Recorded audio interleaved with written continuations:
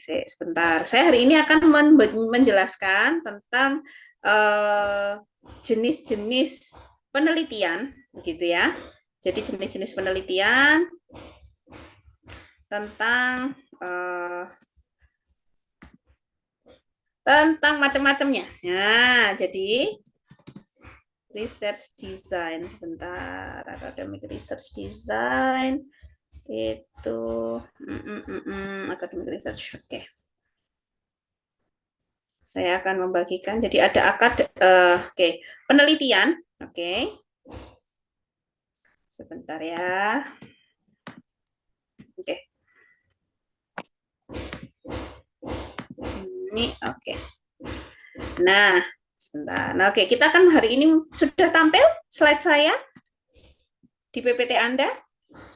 Oke. Oke ya. Jadi hari ini kita akan membahas tentang jenis penelitian.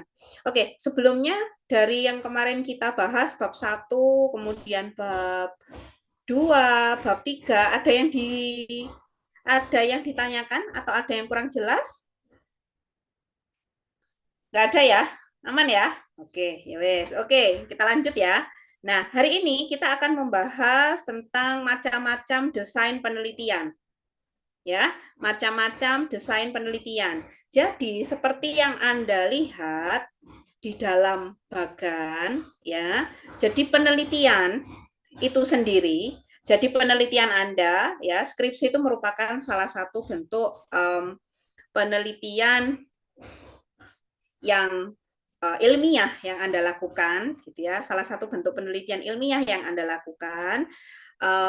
Jadi dia intinya bukan dari by feeling, begitu ya, tetapi harus dari dasar studi atau dasar teori, gitu ya. Intinya dari penelitian ilmiah. Nah, terus pertanyaannya, mungkin teman-teman pernah mengerjakan PMM penelitian, gitu ya. Itu apakah termasuk jenis penelitian? Iya, itu termasuk jenis penelitian. Nah, skripsi sendiri, ya, itu bisa dilakukan dengan menggunakan desain penelitian apa? Desain penelitian itu pola melakukan penelitian, pola melakukan riset. Nah, perlu Anda ketahui yang namanya penelitian atau akademik riset itu terbagi menjadi dua macam. Yang pertama kuantitatif studi atau studi kuantitatif, yang kedua adalah kualitatif studi. Ya. Nah, ini Bu, kok ada literatur review? Literatur review itu apa? Oke, yang perlu saya jelaskan, jadi kuantitatif studi dan kualitatif studi itu adalah masuk dalam ranah kita sebut sebagai original research. Jadi penelitian yang pengambilan datanya langsung pada responden yang bersangkutan. Itu kalau kuantitatif studi dan kualitatif studi, sehingga masuknya dalam original research. Kalau literatur review itu seperti apa? Literatur review itu penelitiannya itu tidak dilakukan dengan mengambil data langsung pada responden, tetapi dia itu fungsinya adalah mempelajari, misalnya Mas Dava penelitiannya tentang skoliosis, misalnya seperti itu, atau intervensi pada skoliosis. Nah, kalau Mas Dava melakukan literatur review, maka Mas Dava menguji atau menganalisa, membuat intisari dari jurnal-jurnal terdahulu yang pernah publish tentang intervensi pada pasien dengan skoliosis. Jadi, kalau Anda melakukan literatur review, Anda tidak melakukan pengambilan data langsung ke responden. Dan bisa di slide ini, Aden. Kasih cuma tinggal itu toh ya. Literatur review itu maksudnya seperti itu. Jadi pengambilan datanya tidak secara langsung ke responden, tetapi dia menganalisa dari jurnal-jurnal yang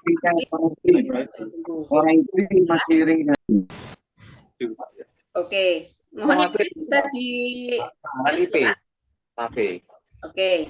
Nah, Kalau kualitatif study itu penelitian yang dia mengambil data secara langsung pada responden. Jadi kayak gitu ya, ojo bingung. Jadi kuantitatif kualitatif itu pengambilan data secara langsung pada responden.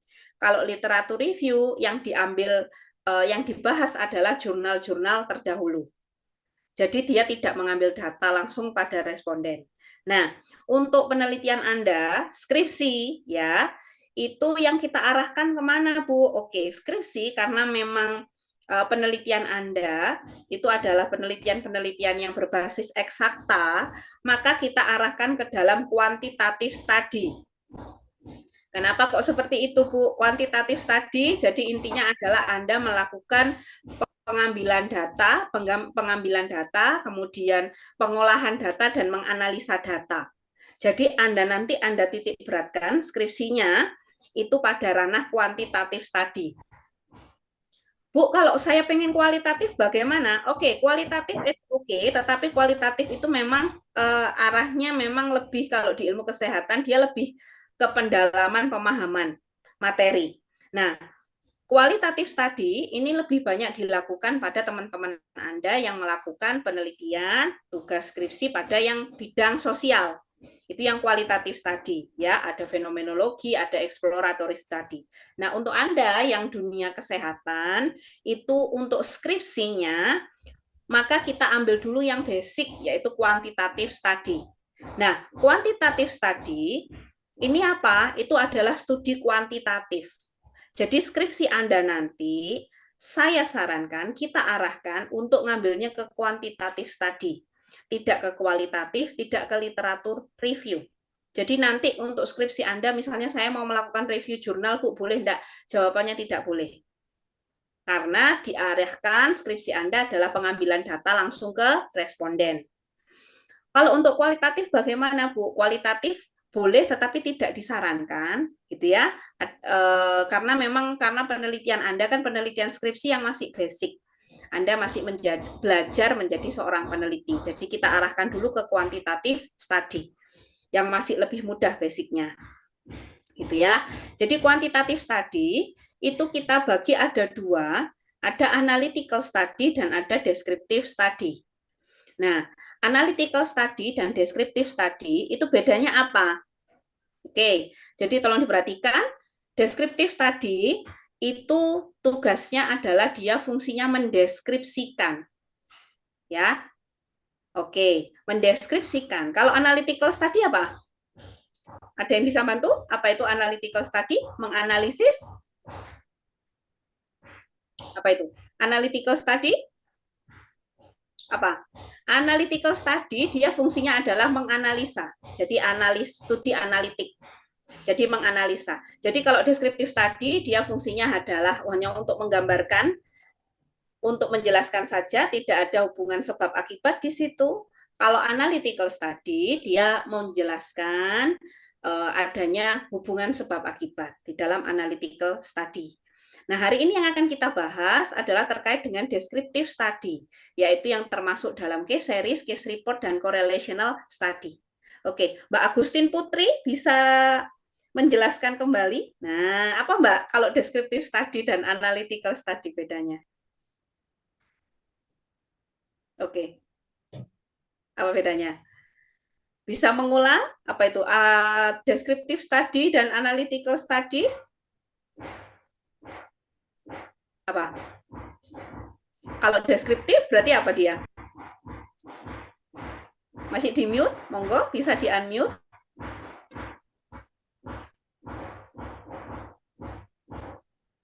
Gimana? Ayo yang lain silakan. Kalau deskriptif apa? Deskriptif study dan analytical study apa? Bedanya? Menjabarkan. Oke, kalau analitik menganalisis. Ya, menganalisis sebab akibat berarti ya. Kalau deskriptif ada analisa sebab akibat apa enggak berarti? Ada. Tidak ada, Bu. Deskriptif ada apa tidak ada? Tidak Oke, ada, Bu. ulangi lagi ya. Deskriptif. Ini karena konsep awalnya. Jadi kualitatif Kuantitatif study yang akan kita pelajari, kita fokuskan di sini untuk desain penelitiannya, itu kita bagi ada dua. Ada yang namanya analytical study, ada yang namanya descriptive study. Yang menjadi perbedaan utama adalah descriptive study itu hanya mendeskripsikan saja, hanya menjelaskan saja, tidak menghubungkan sebab akibat. Ya, jadi tidak ada hubungan sebab akibat di dalam descriptive study. Nah, kalau analytical study karena namanya dia menganalisa kalau 5W1H berarti mencari bagaimana why, how ya. Jadi kalau untuk yang masuk dalam analytical study yaitu observational dan eksperimental, dia ada yang namanya menggambarkan hubungan sebab dan akibat. Bedanya di situ. Ya. Oke. Nah, oke ya, paham ya? Sampai sini paham. Oke, good. Oke, jadi itu bedanya antara analytical study dan descriptive study. Jadi kalau descriptive study dia tidak ada sebab akibat. Jadi fungsinya hanya menggambarkan atau menjelaskan suatu hal, itu aja. Atau misalnya contoh penelitiannya apa, Bu?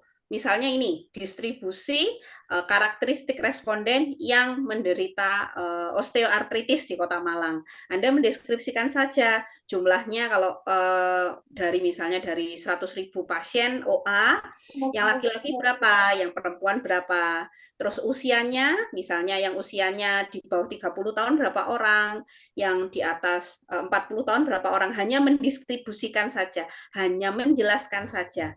Misalnya let's say dari data tadi ketahuan dari 100.000 lebih banyak perempuan dibandingkan laki-laki. Nah, Anda cuma jelaskan itu toh. Anda tidak mencari pengaruh kenapa kok yang perempuan lebih banyak daripada laki-laki. Apakah faktor hormonal dan faktor lain? Anda tidak nyari di sana.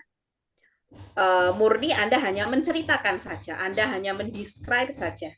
Oke? Anda tidak menganalisa ini faktor kenapa kok pasien perempuan lebih baik daripada laki-laki. Pasien perempuan lebih banyak daripada laki-laki, faktor apa yang mempengaruhi Anda tidak menganalisa sampai sana. Nah, beda dengan penelitian analitik study. Nah, penelitian analytical study, makanya kemarin sempat saya singgung mungkin ya. Jadi, ketika di judul skripsi, nah, karena penelitian analytical study, dia menganalisa sebab dan akibat, jadi dia nanti akan mengenal yang namanya variabel independen dan variabel dependent. Ya, variabel independen itu apa, nak? Yang jadi sebab atau yang jadi akibat? Sebab akibat. Independen itu apa? Sebab atau akibat? Sebab. Oke. Dependent? Akibat. Oke. Saya kasih contoh misalnya. Pengaruh intervensi. Pengaruh intervensi TENS terhadap penurunan nyeri pada pasien OA yang jadi variabel independen yang mana? Pengaruh intervensinya TENS terhadap penurunan nyeri pada pasien OA yang jadi variabel independen yang mana? Pengaruh intervensi TENS, Bu. Oke, good. Yang independen adalah OA. OA. OA itu apa? Penurunan nyeri, Bu. Penurunan Nyeri. Oke, berarti OA itu siapa? si sakitnya. OA kok dependen. OA adalah Populasi. Oke, diingat-ingat ya, Nak ya. Jadi kalau bikin judul skripsi ada 3 keterangan yang harus masuk di dalam judul skripsi. Yang pertama, variabel independennya harus jelas, variabel dependennya jelas, dan pada siapa target populasinya? Pada lansia kah, pada pasien OA, pada remaja SMA misalnya, harus jelas. Jadi 3 informasi ini harus jelas. Oke, jadi kalau teman-teman di dalam skripsinya itu ada variabel independen, variabel dependen, pasti masuknya di dalam analytical study. Ya, karena Anda ada variabel independen dan dependen. Artinya kalau variabel independen dan dependen, pasti Anda akan menganalisa sebab dan akibat. Independen adalah sebab, dependen adalah akibatnya. Oke, sampai di sini paham, nggih? Ada yang ditanyakan sampai di sini?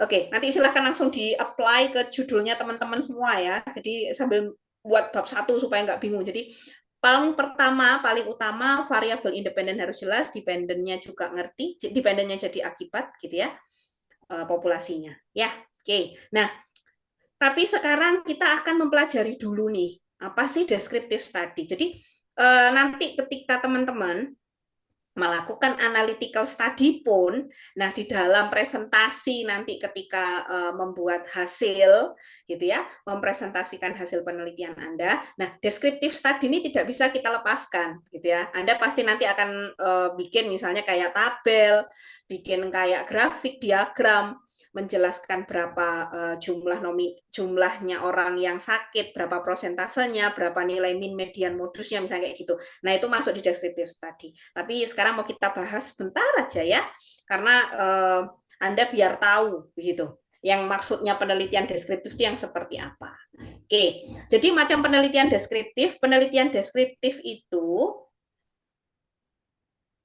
adalah penelitian yang sifatnya dia hanya menjelaskan saja, gitu ya, menjelaskan dalam bentuk tabel atau dalam bentuk grafik, gitu ya. Jadi misalnya jumlah pasien OA, misalnya Mas Dava penelitian jumlah pasien skoliosis, gitu. Yang perempuan berapa persen, yang laki-laki berapa persen, usianya, ya, berapa ini, gitu. Itu deskriptif, ya. Anda tidak ada menganalisa sebab akibat. Nah, itu sebenarnya secara kalau kita lakukan penelitian, kalau kita lakukan penelitian deskriptif bisa enggak, Bu? Bisa. Kita tinggal memilih saja. Jadi penelitian deskriptif itu kita bisa bagi menjadi 3 jenis penelitian. Oke? Yang pertama adalah case report atau studi kasus. Yang kedua adalah case series atau rangkaian berkala. Yang ketiga adalah studi korelasi. Nah, ini yang nanti teman-teman biasanya yang paling banyak nemuin, terutama kalau bikin penelitian. Kalau skripsi memang lebih ke arahnya analitik ya, Nak ya. Kalau teman-teman nanti bikin penelitian deskriptif, terutama ketika Anda profesi. Nah, kalau profesi itu kan karena Anda nanti full belajarnya di lahan, gitu nggih, di lahan praktek, di klinik, di rumah sakit ataupun di puskesmas. Jadi nanti kan teman-teman biasanya setiap akhir stase kalau profesi itu kan bikin laporan, gitu ya, bikin laporan, jumlah pasien yang ditanganin ada berapa, apa intervensi yang diberikan, kemudian prognosanya seperti apa. Nah, itu jenisnya penelitian deskriptif. Tidak ada analisa statistik atau SPSS di situ. Jadi teman-teman nanti ketika lanjut di profesi, ketika membuat laporan ataupun membuat paper gitu nggih, karena nanti juga ada papernya, itu tidak diarahkan ke paper yang bentuknya adalah analisa statistik pakai SPSS dan lain sebagainya. Nah, kalau untuk teman-teman yang profesi, biasanya kita arahkannya ke penelitian yang sifatnya deskriptif. Jadi menceritakan kasus apa yang dihadapin, begitu, terus treatment apa yang diberikan, prognosanya seperti apa. Nah, itu nanti kepakainya ketika Anda profesi. Tapi Anda just to know ya, Anda perlu tahu untuk apa itu penelitian deskriptif ya. Oke, yang pertama tentang studi kasus atau case report. Ini yang paling sering ya, Anda paling sering nanti akan Anda lakukan. Begitu, nanti mungkin ketika Anda di profesi. Jadi case report ini ceritanya adalah Anda menceritakan gitu ya, Anda membuat report tentang pasien yang Anda tangani begitu ya, yang Anda berikan treatment, bagaimana mulai dia datang. Kemudian biasanya kan kita bikin identitas ya, misalnya Nyonya A, usianya berapa, gitu ya, keluhannya apa, diagnosanya apa, gitu nggih, intervensinya apa, dan apa namanya, hasil pengamatannya seperti apa, apakah nyerinya berkurang dan lain sebagainya. MMS apa jenenge, kalau misalnya Anda melihat SLS-nya seperti apa, nah itu ya prognosanya seperti apa. Nah, kemudian itu Anda laporkan, karena kan biasanya setelah Anda selesai di praktek di stase gitu ya, praktek di stase, let's say misalnya di stase komunitas atau di geriatri di puskesmas. Nah, setelah selesai stase, akhir stase, Anda kan akan mempresentasikan ke dosen sebagai pembimbing di kampus maupun kepada pembimbing lahan. Anda mempresentasikan apa yang sudah Anda lakukan, treatmentnya gimana, diagnosanya apa. Itu yang dimaksud dengan case report. Jadi case report itu Anda menceritakan pasien dengan kasus tertentu yang Anda treat, gitu ya, yang Anda tangani, kemudian diagnosanya apa, sampai dengan prognosanya seperti apa. Kemudian hasil itu tadi di akhir stase Anda presentasikan. Itu adalah salah satu jenis case report. Atau case report yang paling gampang, kalau teman-teman misalnya ke dokter gitu ya. Di rumah sakit ya, di rumah sakit atau di klinik pernah dengar rekam medik ya. Nah, rekam medik itu adalah data yang dimiliki oleh data yang dimiliki oleh klinik atau rumah sakit. Nah, tentang pasiennya, misalnya Mbak Isdihar gitu ya, Mbak Isdihar tanggal 1 Maret misalnya ke klinik misalnya. Oh, ternyata keluhannya pusing, dikasih obat apa. Nah, itu kayak gitu. Itu case report, nah. Jadi contohnya itu selain contohnya tadi kalau Anda di praktek profesi, Anda melaporkan hasil praktek Anda di selama 1 bulan, selama kurun waktu 1 stase Anda report, itu namanya case report, atau kalau yang paling gampang di kehidupan kita sehari-hari ya rekam medik gitu. Jadi rekam medik. Ya, jadi mencatat pasiennya jenis kelaminnya apa, identitasnya, kemudian usianya berapa, keluhannya apa, diagnosanya apa, obat yang diberikan apa. Tuh, itu adalah case report. Ya, jadi mereport pasien dengan kelompok tertentu, gitu, dengan hasilnya seperti apa. Itu case report. Nah, ada lagi case series. Nah, case series ini adalah ini materi belum proses sampaikan toh ya? Belum ya? Oke. Ya wes. Oke, case series ini adalah dia rangkaian dari case report. Oke. Rangkaian dari case report. Ya. Jadi rangkaian case report yang kalau tadi case report itu hanya ke satu kelompok saja waktu tertentu, kalau case series tidak. Kalau case series itu misalnya contohnya kayak kasus COVID, laporan COVID yang di Indonesia waktu tahun 2019 sampai 2022 ya. Jadi setiap hari itu mendapatkan laporan tentang kasus COVID nggak cuma dari satu lokal aja, tapi dari semua Indonesia, semua klinik, fasilitas pelayanan kesehatan melaporkan tentang pergerakan kasus COVID-nya. Gitu. Jadi nggak cuma satu tempat kok. Kalau case report itu cuma satu tempat saja.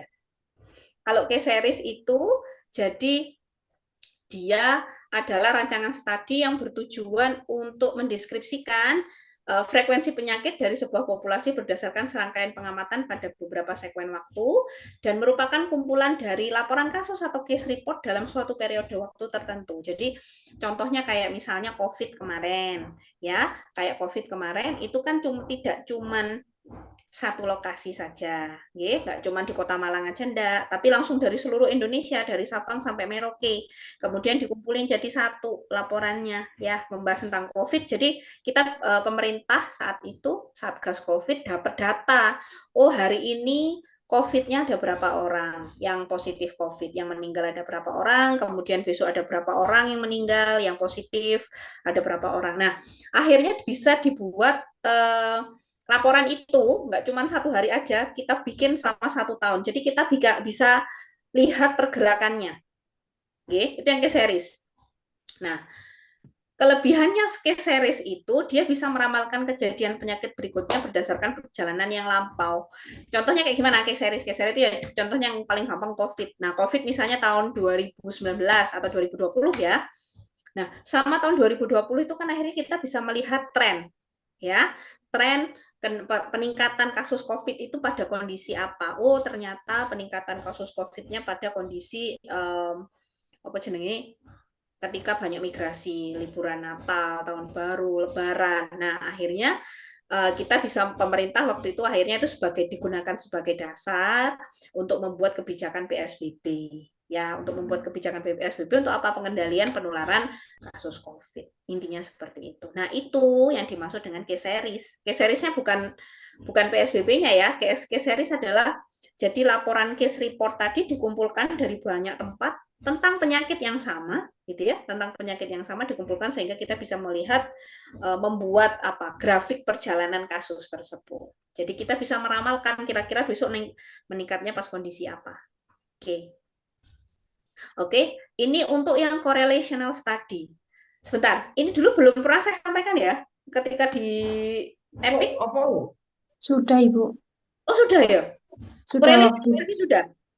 Kalau yang Case report, cross sectional sudah? Sudah. Oh, sudah juga. Di apa? Epit ya? Ya, Oh, berarti sampai cohort sudah pernah? sudah Ibu. Oke, ya wes. Oke, berarti saya nggak ngulang ya. Oke, berarti nanti monggo bisa dibuka lagi catatannya. Nanti karena ini akan kepake lagi teman-teman, terutama yang saya mengingatkan aja sekilas saja untuk diingatkan ya. Jadi kalau tadi itu tentang deskriptif ya, tentang deskriptif itu sampai ada studi correlational study. Monggo nanti bisa dibaca lagi slide-nya. Nah, terutama di sini yang perlu Anda perhatikan. Jadi yang nanti bisa Anda pilih untuk digunakan di dalam desain penelitian itu mulai masuk di observasional. Ya. Jadi nanti teman-teman untuk skripsinya, oke, sebentar. Jadi nanti Error ya server. untuk skripsinya teman-teman ya itu bisa memilih antara observational dan experimental study. Ya, jadi kalau observational study itu sama-sama keduanya ini punya kesamaan yaitu meneliti tentang sebab akibat. Jadi pasti ada variabel independen dan pasti ada variabel dependen karena sebab akibat. Yang membedakan cuman kalau Anda memilih observational study, ya, Anda memilih observational study itu berarti peneliti tidak melakukan intervensi secara langsung pada responden. Ya, masih ingat ya? Jadi nanti kalau gimana? Mas Bintang, ada yang mau disampaikan? Nggak ada? Oke. Nah, jadi kalau observational study itu peneliti tidak memberikan intervensi secara langsung pada responden. Ya, kita mengingatkan kembali observational study. Jadi kalau misalnya contohnya Mbak Nurdini misalnya penelitiannya cuma nggak ada intervensi sama sekali. Jadi cuma misalnya mengukur indeks massa tubuh misalnya dengan tekanan darah pada pasien hipertensi. Anda cuma mengukur indeks massa tubuh berarti kan mengukur berat badan, tinggi badan dan mengukur misalnya tekanan darah pada pasien hipertensi misalnya. Anda cuma pakai itu, tidak ada intervensi apapun yang diberikan. Jadi cuma pakai instrumen pengukuran saja. Pakai pengukuran penghitungan indeks massa tubuh tadi, berat badan, tinggi badan dan mengukur tekanan darah pakai tensimeter. Itu yang dikatakan penelitian observasional. Ya, jadi full cuman pakai, jadi variabel independen sama variabel dependennya sama-sama punya instrumen. Either itu kuesioner atau mungkin Anda pakai ROM, goniometer, alat pengukuran. Jadi kalau untuk observational study ini cirinya variabel independen dan dependennya itu dua-duanya ada instrumen penelitiannya. Contohnya, kalau misalnya Anda mau meneliti tentang bagaimana hubungan antara kualitas tidur terhadap kualitas hidup pada lansia. Kualitas tidurnya pakai instrumen PSQI, kemudian kualitas hidupnya pakai SF36. Nah, itu Anda ketika mengukur kualitas tidur dengan kualitas hidup, ya kan, kualitas tidurnya itu misalnya dari variabel independen, kualitas hidupnya dari variabel dependen, di mana Anda tidak memberikan intervensi apapun, ya, itu yang dimaksud dengan observational study. Cirinya apa kalau observational study? Kedua variabel tadi, independen dan dependen, itu punya alat ukur semua. Itu contohnya. Ya, jadi kalau pakai observational study, either Anda pakai cross sectional, gitu ya, yang paling sering dipakai. Kalau pakai cross sectional maka independen dan dependen itu dua-duanya ada alat ukurnya. Ya, karena Anda tidak memberikan intervensi pure, Anda hanya mengamati bagaimana korelasi antara keterkaitan antara variabel independen dan dependen. Itu kalau observational study. Nah, beda dengan experimental study. Kalau experimental study itu kan Anda memberikan intervensi. Ya, kalau experimental study itu Anda memberikan intervensi pada responden. Let's say misalnya Mbak Resinta memberikan misalnya intervensi TENS untuk penurunan nyeri pada pasien OA. Nah, otomatis Mbak Resinta tadi misalnya variabel independennya berarti apa? Kalau penurunan intervensi TENS terhadap penurunan nyeri berarti intervensi TENS-nya jadi variabel apa? Independen apa dependen? Independen. Penurunan nyerinya jadi variabel Dependen. Dependen. Oke, good. Nah, ciri-cirinya gitu ya. Kalau experimental study, variabel independen Anda itu tidak punya alat ukur. Ya. Yang punya alat ukur apa? Hanya variabel dependen saja. Loh, kok bisa, Bu? Iya, karena variabel independen Anda tadi kan tense toh. Tense itu apa? Yo, tense yang penting Anda berikan, Anda harus jelas dosisnya, Anda berikan berapa pada responden Anda. Misalnya, saya berikan selama 1 bulan, Bu, dengan per minggu misalnya 3 kali sesi, lamanya per sesi adalah 30 menit. Nah, itu Anda harus jelas, itu tense. Tapi tidak ada instrumennya, tidak ada data, tidak ada instrumennya, tidak ada datanya yang Anda ambil dari sana. Yang Anda siapkan dengan variabel independen ya SOP-nya jelasnya. Anda pakai protokol penelitiannya untuk pemberian tesnya gimana. Nah, yang bisa Anda ukur adalah apa? Variabel dependennya. Yaitu apa? Penurunan nyeri. Yang paling gampang apa? Oke, berarti yang paling gampang adalah penurunan nyeri. Anda